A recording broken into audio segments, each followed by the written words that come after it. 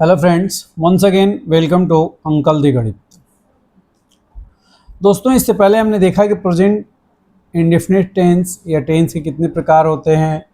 हमने पर्सन पढ़ाया, नंबर पढ़ाया और एक हमने उसमें आपको एक टेबलर फॉर्म में बताया कि first person, second person, third person, singular number, plural number में एक हमने मेन वर्ब लिया था प्ले और एक ऑब्जेक्ट लिया था फुटबॉल, और उसमें हमने बताया था कि कैसे प्रेजेंट इंडेफिनिट टेंस का हमारा एक टेबलर फॉर्म बनता है और सेंटेंस कैसे फॉर्म होती हैं।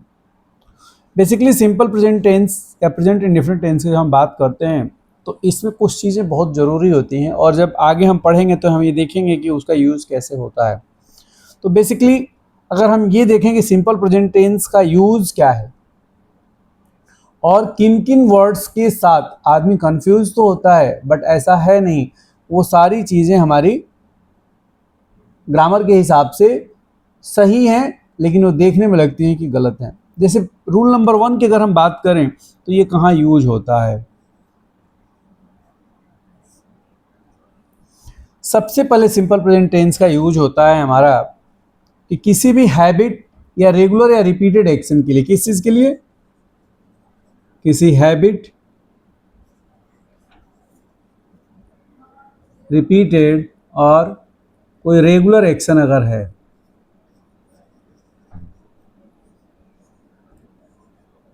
उसके लिए हम यूज करते हैं। मसलन हम ये कह सकते हैं किसी की आदत को अगर बताने के लिए किसी शब्द का यूज होता है, या कोई रिपीटेड काम हो रहा है उसके लिए होता है, या कोई रेगुलर एक्शन है उसके लिए होता है, तो वहां पर हम प्रेजेंट इंडेफिनिट टेंस का यूज करते हैं। जैसे एक एग्जांपल हम लेते हैं और कहते हैं कि ही always comes here on Sunday. क्या है? ही always comes here on Sunday.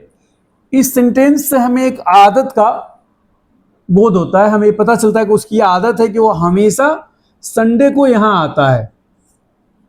ठीक है, तो ये यहां पर हमने क्या देखा? हमने ये देखा कि ही एक थर्ड पर्सन है, सिंगुलर नंबर है, तो यहां पर कम्स यूज हुआ है। कम इसका मेन वर्ब है प्लस ईएस, हमने बताया था आपको पिछले वीडियो में। इसका डिटेल आप पिछले वीडियो में देख सकते हैं। दूसरा एक एग्जांपल हम लेते हैं, ही टेक्स सी, जैसे वो मॉर्निंग में चाय पीता है।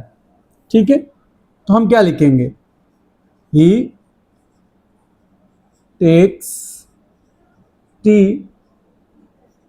इन द मॉर्निंग ऑलवेज।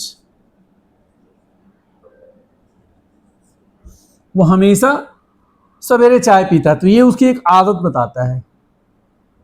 तो इस तरह के सेंटेंस के लिए हम हमेशा ये सिंपल प्रेजेंट टेंस का यूज करते हैं। इसमें कुछ वर्ड्स हैं, मैं उनको लिख रहा हूं, अगर आप चाहें तो उनको आप नोट डाउन कर सकते हैं कि इन वर्ड्स को जब भी आप देखें किसी सेंटेंस में तो ये ध्यान रखें कि इसमें हमेशा सिंपल प्रेजेंट ही यूज होगा, हमेशा और हमेशा इसमें प्रेजेंट इंडेफिनिट टेंस ही आता है। जैसे always, often, then sometimes,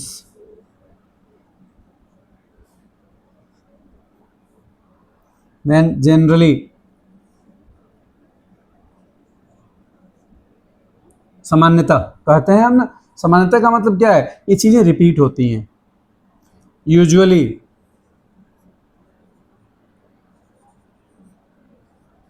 occasionally,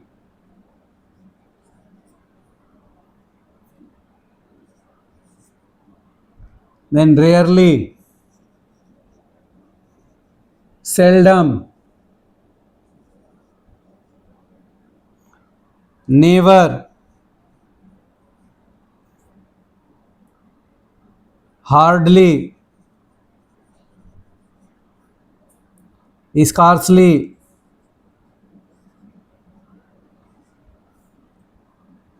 habitually,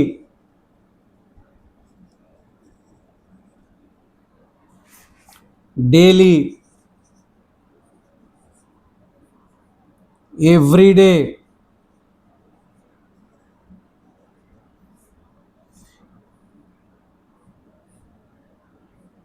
likewise अगर हम ये वर्ड्स देखें तो ये सारे वर्ड्स जितने भी हैं, ये सारे वर्ड्स हैबिट्स को, रिपीटेड एक्शंस को बताते हैं और इनके साथ हमेशा हमेशा प्रेजेंट इंडेफिनिट टेंस का ही यूज होता है। अब आते हैं रूल नंबर 2 पर।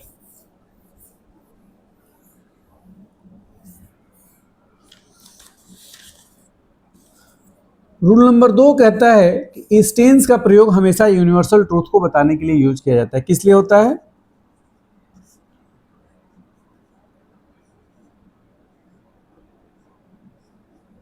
यूनिवर्सल ट्रूथ जब भी हम बोलेंगे तो हमेशा हम सिंपल प्रेजेंट टेंस का या प्रेजेंट इंडेफिनिट टेंस का हम यूज करेंगे। क्या करेंगे हम?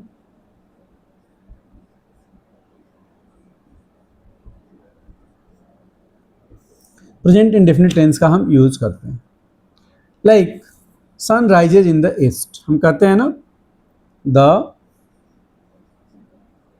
सन rises in the east. 2 and 2 makes 4, क्या है?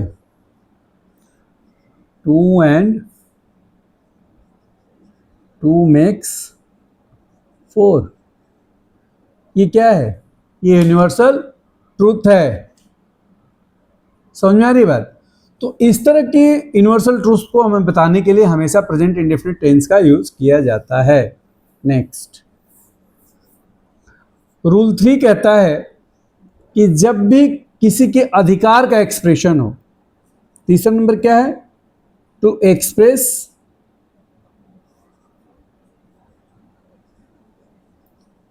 राइट्स। किसी के अधिकारों को अगर बताना हो, रादर राइट से ज्यादा अगर हम ये कहें किसी के पोजीशन को अगर बताना हो, मतलब किसी के अधिकार क्षेत्र में कोई चीज है तो उसको अगर हमको बताना हो तो वहां हम सिंपल प्रेजेंट टेंस का यूज करते हैं। जैसे आई हैव अ कार, यहां हैव पोजीशन के फॉर्म में यूज हुआ है। इसको यहां से कंफ्यूज नहीं होना है कि आई हैव अ कार का मतलब ये है कि परफेक्ट सिंपल परफेक्ट टेंस है, नहीं।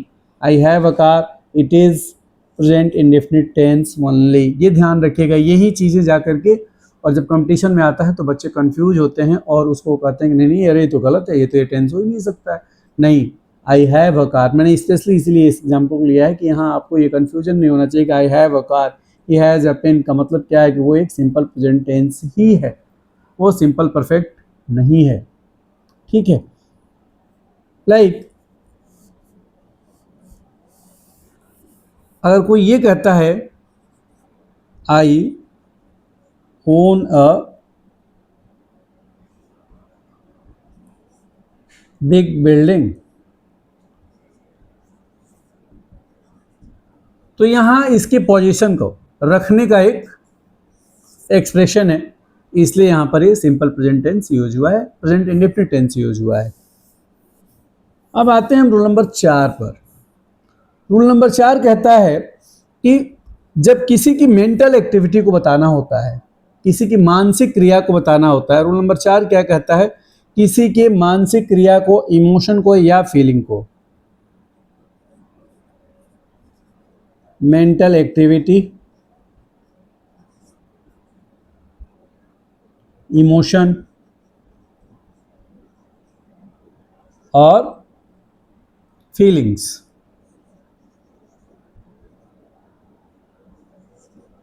इनको अगर एक्सप्रेस करने वाले वर्ड्स आते हैं तो उसके साथ हमारा सिंपल प्रेजेंट टेंस यूज होता है।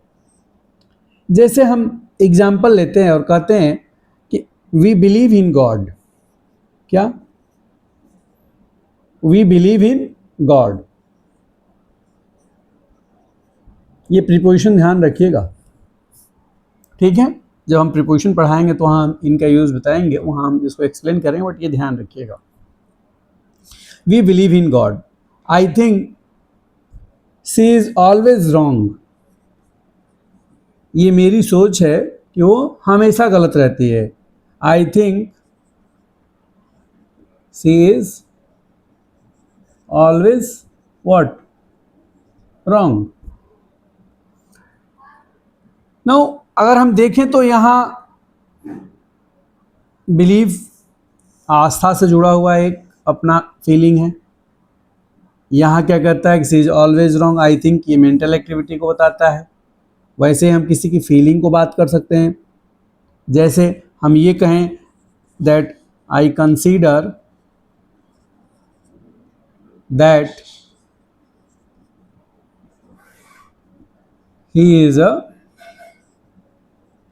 गुड सिंगर, मतलब हम ये फील करते हैं ऐसा, ये हमारा कंसिडरेशन है कि वो एक अच्छा गायक है। तो ऐसे केसेस में भी हम देखते हैं कि हमारे साथ क्या होता है, ये हमेशा ये सिंपल प्रेजेंट टेंस या प्रेजेंट इंडेफिनिट टेंस का यूज होता है। इसमें एक चीज़ मैं बताऊंगा आपको, मैं कुछ वर्ड्स नोट कराऊंगा, इन वर्ड्स को हमेशा ध्यान रखिएगा। ये सारे वर्ड्स जब भी आते हैं तो वहाँ प्रेजेंट इंडेफिनिट टेंस ही यूज होता है।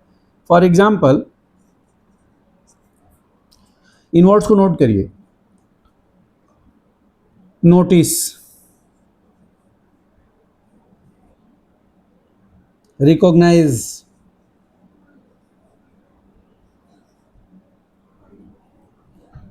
सी।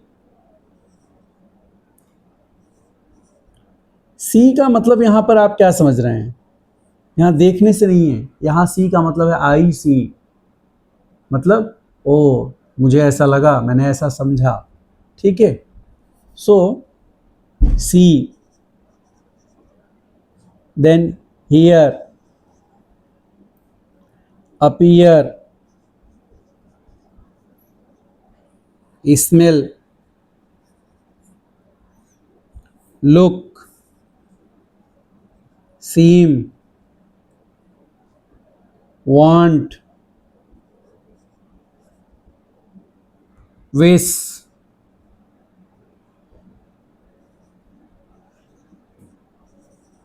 डिजायर, ठीक है। थिंक, सपोज, फॉरगेट,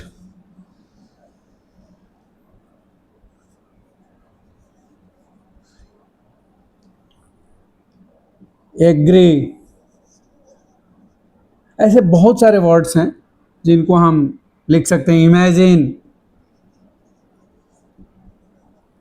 ऐसे बहुत सारे वर्ड्स हैं, बट कुछ एग्जाम्पल्स हमने दिए जो जनरली यूज होते हैं, और हमेशा ये जब भी वर्ड्स आएंगे तो सिंपल प्रेजेंट टेंस में ही रहेगा सेंटेंस। नेक्स्ट, अब हम आते हैं रूल नंबर 5 पर। रूल नंबर 5 ये कहता है कि सिंपल प्रेजेंट टेंस का यूज हमेशा किसी फिक्स प्रोग्राम या फिक्स प्लान को एक्सप्रेस करने के लिए होता है। क्या? कोई अगर हमारा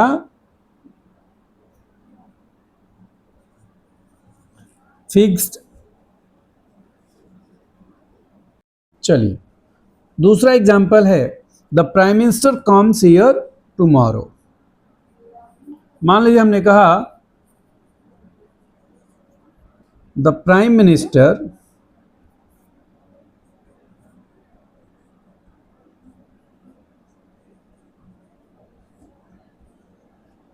कम्स हियर टुमारो। ये एक फिक्स प्लान है। जनरल भाषा में क्या कहेंगे? The prime minister will come tomorrow. नहीं, ये गलत है। Editing, omission, correct sentences formation के लिए जब आता है तो बच्चे यही गलती कर जाते हैं। जब भी कोई फिक्स प्रोग्राम हो, फिक्स प्लान हो, जैसे एक प्राइम मिनिस्टर का फिक्स प्लान है कि वो कल आएंगे, तो हम क्या कहेंगे? The prime minister comes here tomorrow. ये करेक्ट सेंटेंस होगा।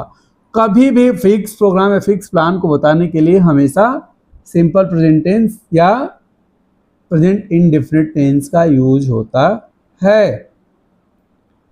समझ में आई बात? लाइक एक और हम एग्जांपल लेते हैं। जैसे कहा जाए, किसी बच्चे ने कहा कि मेरा भाई कल लौटेगा। हिंदी में मैं लिखता हूं, मेरा भाई कल लौटेगा। अब इसको अगर हम देखें तो ये सेंटेंस भविष्यकाल का है। भाई कल आने वाले कल की बात कर रहा है, वो कल लौटेगा। तो ये फ्यूचर इंडेफिनिट में जाना चाहिए, बट ऐसा है नहीं, चूंकि ये इसका जो प्लान है वो फिक्स्ड है। क्या है? इसका प्लान फिक्स्ड है कि वो कल लौटेगा। तो हम अंग्रेजी जब लिखेंगे इसकी तो क्या कहेंगे? माई ब्रदर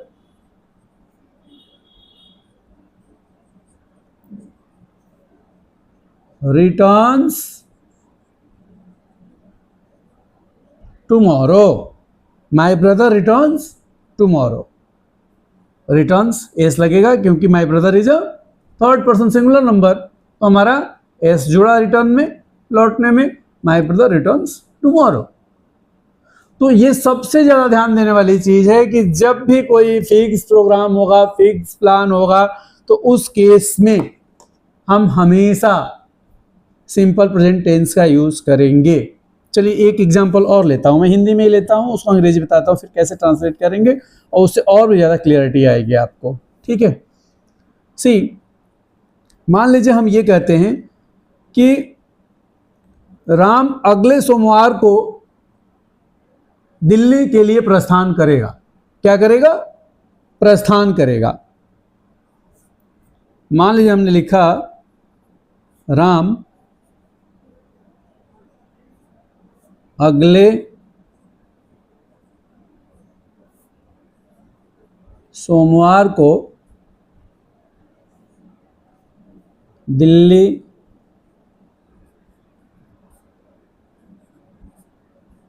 के लिए प्रस्थान करेगा। बहुत ही सिंपल है कि राम क्या करेगा? अगले सोमवार को दिल्ली के लिए प्रस्थान करेगा। अगला सोमवार आने वाला समय है, भविष्यत काल में है, ये फ्यूचर टेंस है। सेंटेंस को पढ़ने से बहुत ही क्लियर है कि ये हम फ्यूचर की बात कर रहे हैं। लेकिन जब हम इसको इंग्लिश में बताते हैं तो इंग्लिश में हम इसको फ्यूचर टेंस में लेकर के नहीं जाते हैं, चूंकि ये उसका प्रोग्राम फिक्स है कि वो अगले सोमवार को दिल्ली के लिए प्रस्थान करेगा, मतलब दिल्ली के लिए रवाना होगा यहाँ से। तो इसका जब भी हम इंग्लिश में लिखेंगे, ट्रांसलेट करेंगे, तो हम हमेशा और हमेशा प्रेजेंट इंडेफिनिट टेंस का ही प्रयोग करेंगे। ये ध्यान रखिएगा, हमेशा क्या करेंगे? हम प्रेजेंट इंडेफिनिट टेंस का ही प्रयोग करेंगे। और इसकी जब हम अंग्रेजी बनाएंगे तो क्या लिखेंगे?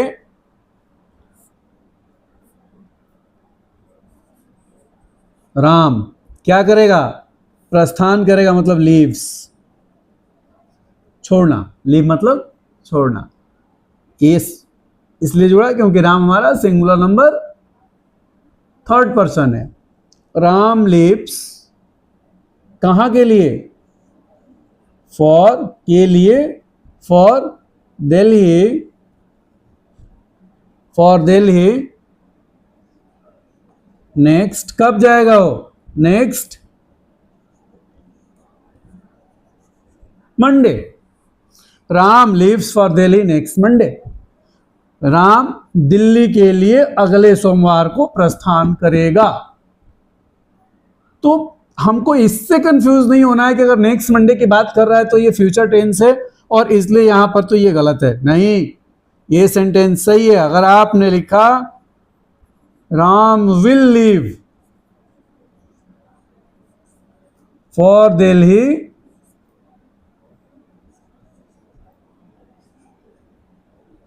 Next Monday,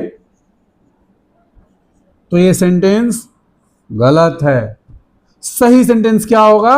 Ram leaves for Delhi next Monday. जब भी हमारा फिक्स प्रोग्राम या फिक्स प्लान की बात आती है तो हमेशा हम क्या करते हैं?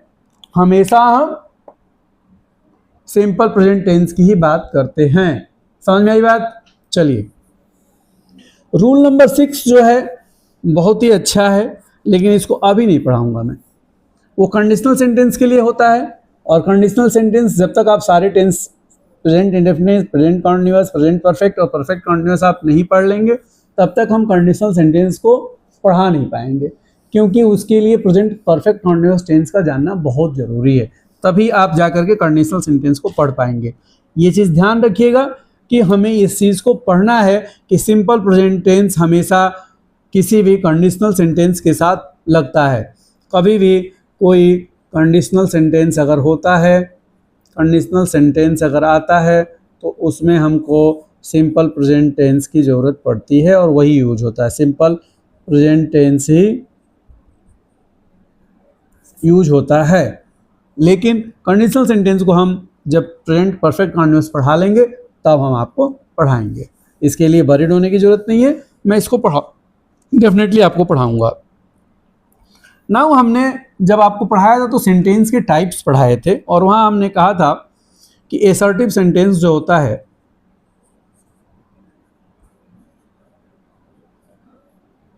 वो दो तरह का होता है, अफर्मेटिव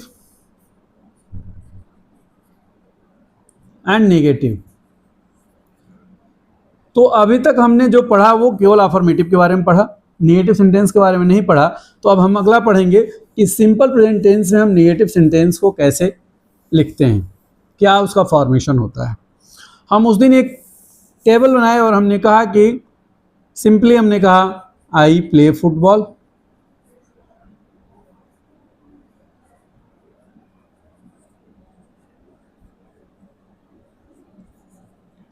वी प्ले फुटबॉल। मैं दोबारा लिख रहा हूं, इसको समझने की कोशिश करिएगा। You play football, again you play football. And हमने कहा ये हमारा फर्स्ट पर्सन, ये है सेकेंड पर्सन, ये है थर्ड पर्सन, ये हो गया हमारा सिंगुलर नंबर, ये हो गया हमारा प्लूरल नंबर। याद है? चलिए, नहीं है तो पिछला वीडियो हमारा देखिए। ही सी प्लेज फुटबॉल, एंड यहां हमने कहा दे प्ले फुटबॉल। हमने एक आपको जस्ट एक रिकॉल कराया, हमने क्या लिखा था। अब जब हम नेगेटिव सेंटेंस की बात करते हैं तो क्या करते हैं, उसमें ये ध्यान देने वाली बात है, जब नेगेटिव सेंटेंस की बात करते हैं तो हमको नॉट ऐड करना है इसमें। मतलब यहाँ कह रहा हूँ मैं फुटबॉल खेलता हूँ, वे लोग फुटबॉल खेलते हैं, या हम लोग फुटबॉल खेलते हैं, तुम फुटबॉल खेलते हो, तुम लोग फुटबॉल खेलते हो, वह फुटबॉल खेलती है या खेलता है, वे लोग फुटबॉल खेलते हैं। अब मैं ये कहना चाहता हूँ कि मैं फुटबॉल नहीं खेलता हूँ। क्या है? मैं फुटबॉल नहीं खेलता हूँ, तुम फुटबॉल नहीं खेलते हो, या वह फुटबॉल नहीं खेलता है या खेलती है, या वे लोग फुटबॉल नहीं खेलते हैं। उस केस में क्या होगा, जब भी हम फर्स्ट पर्सन, सेकेंड पर्सन और थर्ड पर्सन की बात करते हैं तो सिंगुलर नंबर में जब हम आएंगे तो singular number, first person singular number is I, plural number is what? We. Second person is you, and again plural is also you. Third person is he, she or whatever may be it, and here is they. Now I के साथ जब भी हम not use करते हैं तो हम do का यूज करते हैं, डू नॉट। मैं बताऊंगा डू क्या है। यू डू नॉट,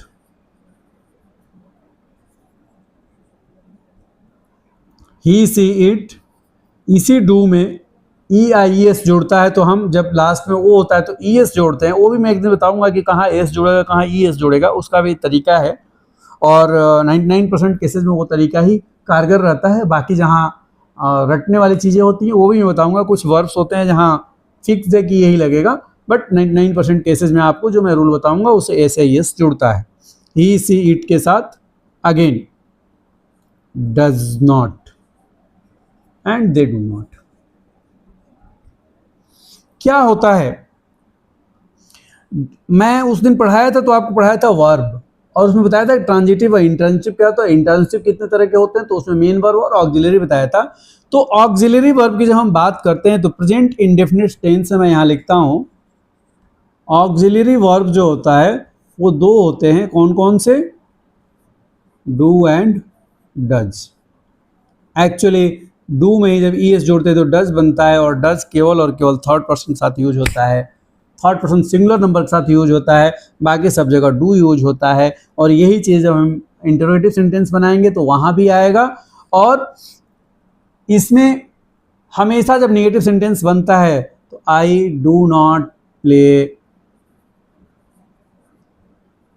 फुटबॉल, मतलब सेंटेंस क्या बना, subject auxiliary verb do plus not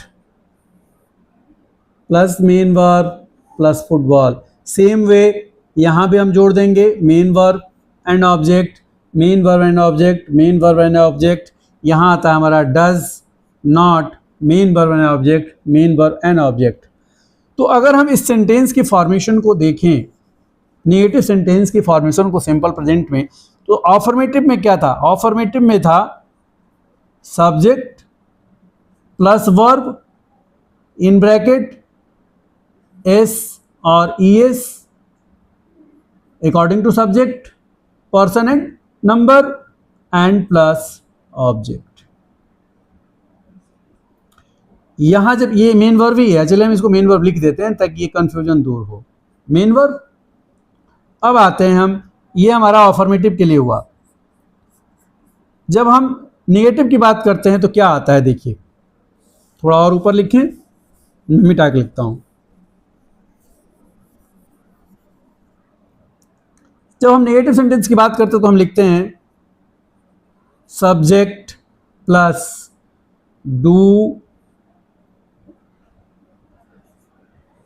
और does plus not plus main verb plus main verb. हमने क्या कहा, I do not play football plus main verb, subject plus do does plus not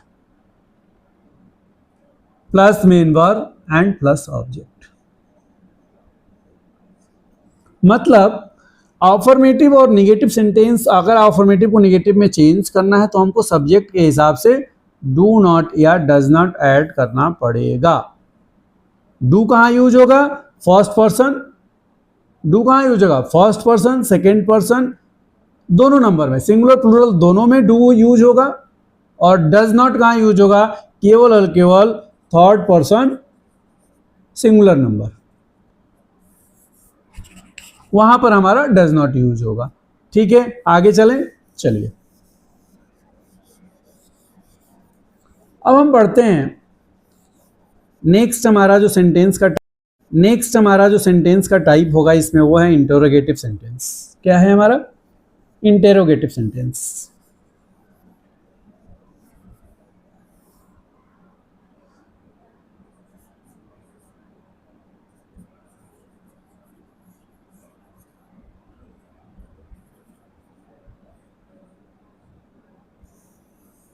interrogative sentence, interrogative क्या होता है, प्रश्नवाचक शब्दों के जब वाक्यों की जब हम बात करते हैं तो वहां हम देखते हैं कि प्रश्नवाचक शब्द दो तरह से शुरू होता है। अगर हिंदी में देखा जाए तो क्या होता है, कहा जाता है क्या राम,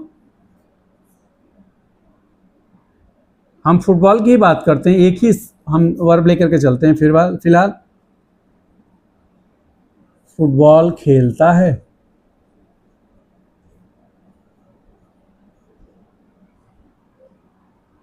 एक सेंटेंस हो गया।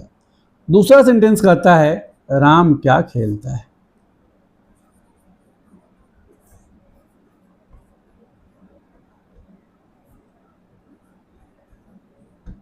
मैं हिंदी में इस सेंटेंस को इसलिए लिख रहा हूं कि समझना आसान होगा आपके लिए, दोनों में क्या कहना चाहता हूं।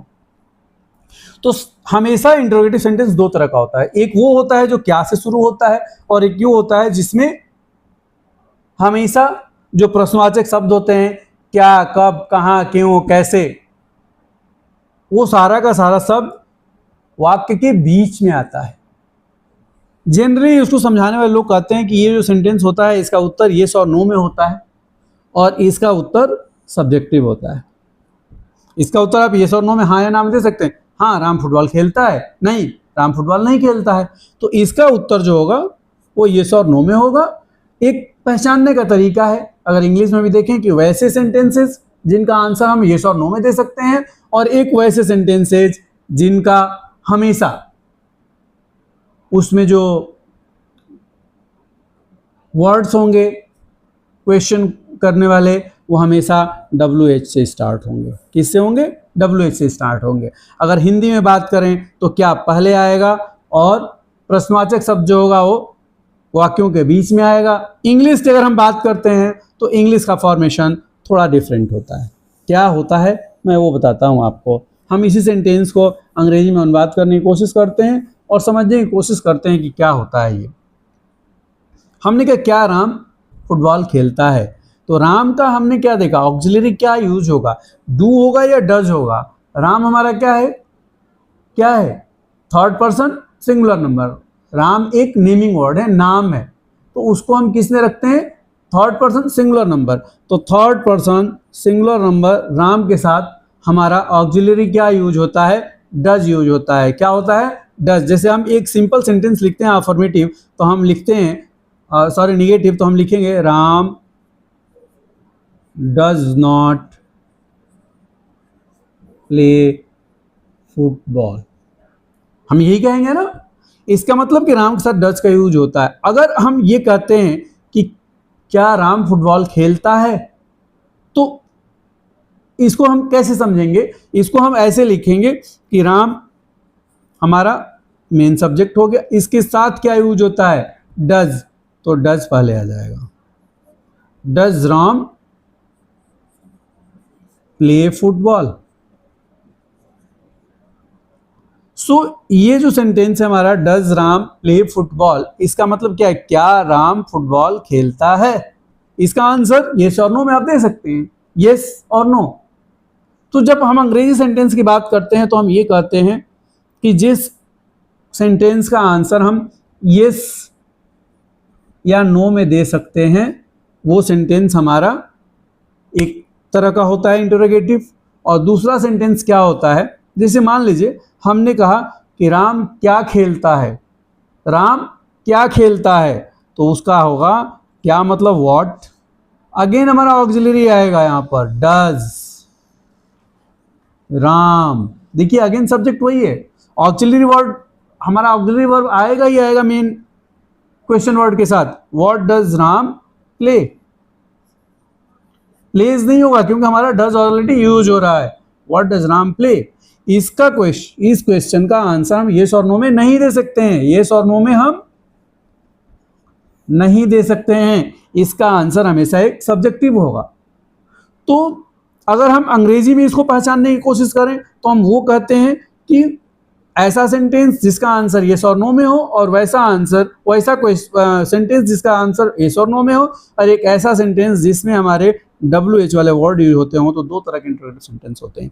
लेकिन जब हम हिंदी की बात करते हैं तो हिंदी इससे थोड़ी सी अपने को अलग करती है और कहती है कि नहीं, एक सेंटेंस वो होता है जिसका हिंदी जब हम लिखेंगे तो हम इसकी हिंदी लिखते हैं कि क्या राम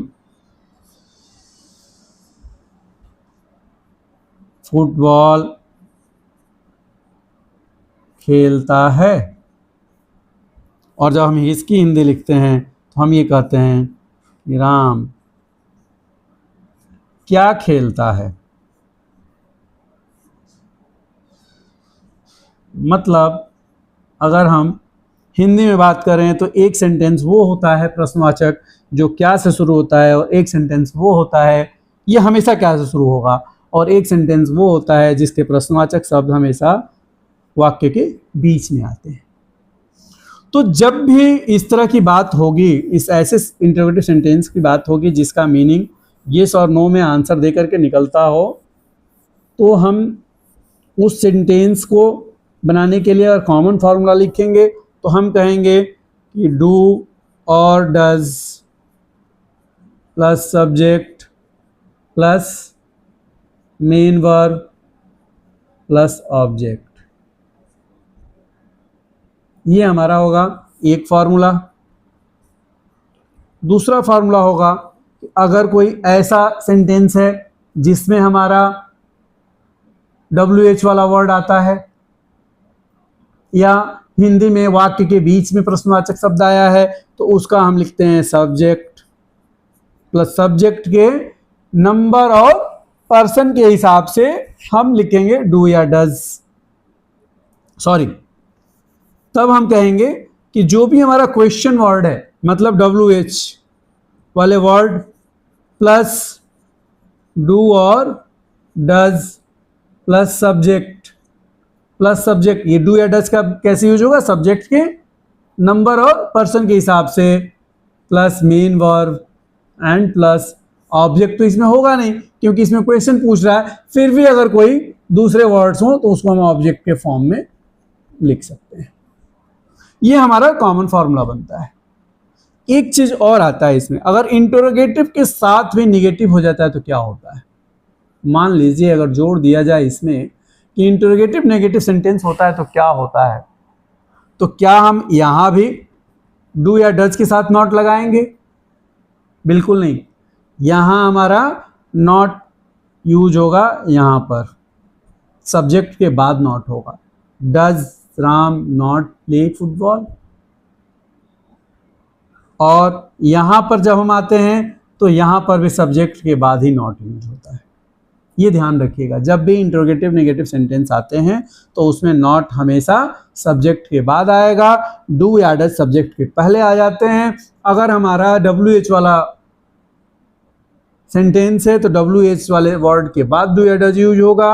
अगर हमारा येस और नो वाला है तो डू या डज सबसे पहले यूज होगा, फिर सब्जेक्ट यूज होगा। इतनी बात अगर समझ में आई हो तो अच्छा है, नहीं समझ में आया है तो प्लीज़ आप लोग कमेंट करिए। कमेंट करेंगे तो मैं इसको और डिटेल में पढ़ाऊंगा। मुझे कोई तेज़ी नहीं है, मुझे जो बताना है वो पूरे डिटेल में बताना है। मैं किसी ट्रिक पर, किसी ऐसे रूल पर नहीं जाना चाहता हूँ कि आपको 100 क्वेश्चंस में लिख करके दे दूँ और मैं उसको समझा दूँ कि इसमें ये रूल अप्लाई हुआ, उसमें वो रूल अप्लाई हुआ, और बाकी जब सेंटेंस बदल जाए तो आप लोगों को लगे कि अरे ये क्या हो गया। जैसे हमने एग्जाम्पल्स लेकर के आपको बताया कि फिक्स प्रोग्राम हो, फिक्स प्लान हो, मेंटल कोई रिएक्शन है, रिपीटिंग एक्शन है, फीलिंग्स है, तो उसके लिए भी हम इसको यूज करते हैं। तो अकॉर्डिंगली अगर कोई हैबिट है तो उसके लिए हम सिंपल प्रेजेंट को यूज करते हैं। तो ऐसे चीज़ों को जब आप पढ़ेंगे तो कहीं भी किसी भी कॉम्पिटिटिव क्वेश्चंस जब आएंगे, आप लोग जब जाते हैं इंग्लिश का कोई कंपटीशन देने के लिए तो उसमें एडिटिंग ओमिशन आता है, करेक्शंस आते हैं, तो करेक्शंस ईजी हो जाते हैं, मेक करेक्ट सेंटेंसेस ईजी हो जाते हैं। जब वो कहता है कि फॉर्म करो सेंटेंस को तो वो ईजी हो जाता है। प्रैक्टिस तो जरूरी है लेकिन उससे पहले कॉन्सेप्ट जानना जरूरी है। कल का हमारा जो सब्जेक्ट होगा वो होगा प्रेजेंट कॉन्टिन्यूअस टेंस, और मैं कोशिश करूंगा कि प्रेजेंट कॉन्टिन्यूअस टेंस को वन शॉट में पढ़ाऊं, ये सारे के सारे रूल्स और टाइप ऑफ सेंटेंसेस के साथ, क्योंकि हमें कुल 12 टाइप के सेंटेंसेस पढ़ने हैं और टेंसेस पढ़ने हैं, और सारे के सारे टाइप्स के सेंटेंसेस भी पढ़नी है हमको। चैप्टर लेंथी है, टाइम कम है, आने वाला टाइम आपके लिए कंपटीशन का है। अभी अगस्त और सितंबर में काफ़ी कॉम्पिटिशन्स के एग्जाम्स होने हैं, तो मैं कोशिश करूंगा कि टेंस को आने वाले वीक में ख़त्म करूं ताकि मैं आपको नरेशन, वॉइस, सिंटेक्स, आर्टिकल और प्रीपोजिशन, इतने चैप्टर्स को पूरी तरह से पढ़ा सकूं। Thank you very much.